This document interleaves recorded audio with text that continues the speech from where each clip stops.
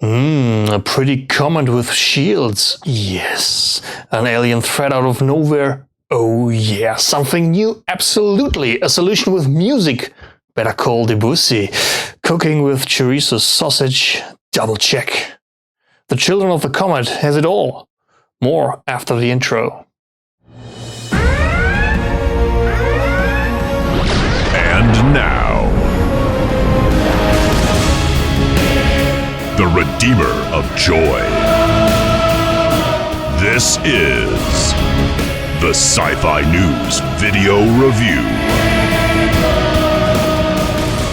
With your hosts, Daniel and Jens. Hey guys, this week's episode of The German Perspective comes to you in true German fashion. Alone.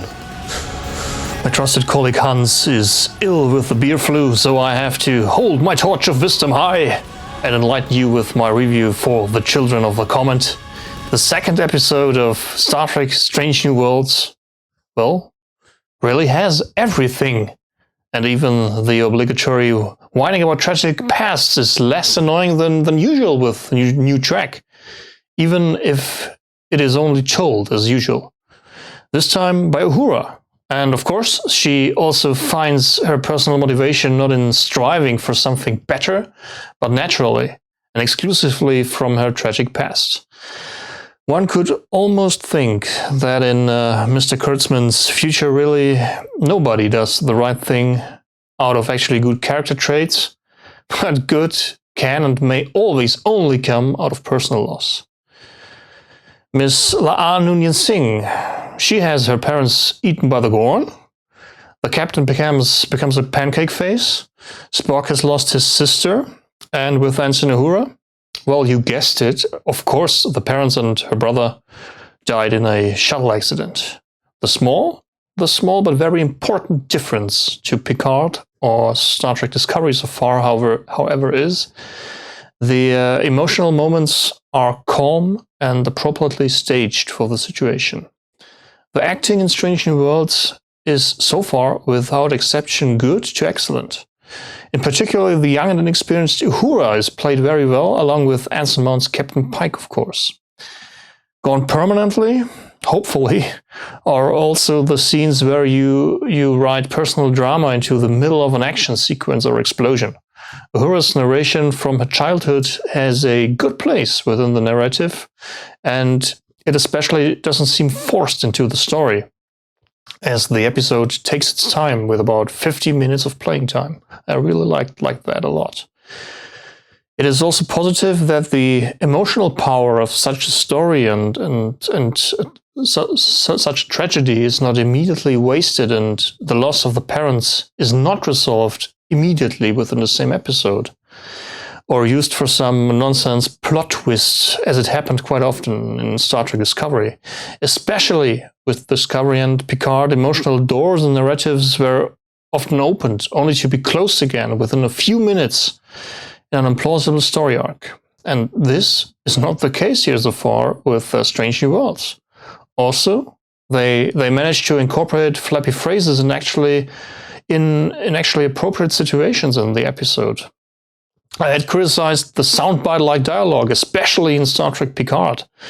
But here, they fit the situation well so far and even give the whole thing a touch of Joss Whedon's Firefly, a successful mix of seriousness, drama, and entertainment. Visually, I find this episode extremely successful.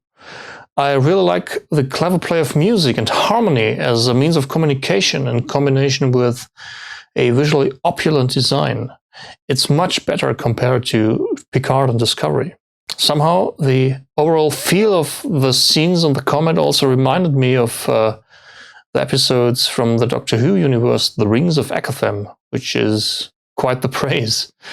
Everything seemed somehow fresher, more inspired, as science fiction should be. One of the few successful things about the last season of Star Trek Discovery was that species 10C was indeed out of this world in every sense of the word. And so it is also this alien of the week in Star Trek Strange New Worlds, which the crew of the Enterprise opposes full of the joy of discovery, which I liked really a lot. Equally successful is how a progression of personal experiences is integrated into the self-contained story here. The characters get moments in which they can grow, and especially the supposed wunderkind Uhura is not only that, she may be an exceptional linguistic talent, but in all other aspects she is a very usual human being with insecurities, self-doubt, hopes, and dreams. Space Jesus Michael Burnham could definitely take a page out of that book, in my opinion. It's absolutely refreshing that we don't get another unnecessary mystery box opened here, but instead get a self-contained narrative that moves the characters forward as they go through the episode. The Comet itself, it obviously knew of its trajectory and fate, and for Captain Pike, who also knows of his personal fate in the future, this somehow means that even if you know your fate, you can probably change it. And it is this kind of story that makes you as a viewer think about it afterwards. And this is the very thing that has been so desperately missing from Star Trek Picard and Star Trek Discovery. It is the first Star Trek episode from the Discovery and Picard era ever that makes you think after you've watched it. And it was a very entertainment installment this week as well. Keep it up, guys.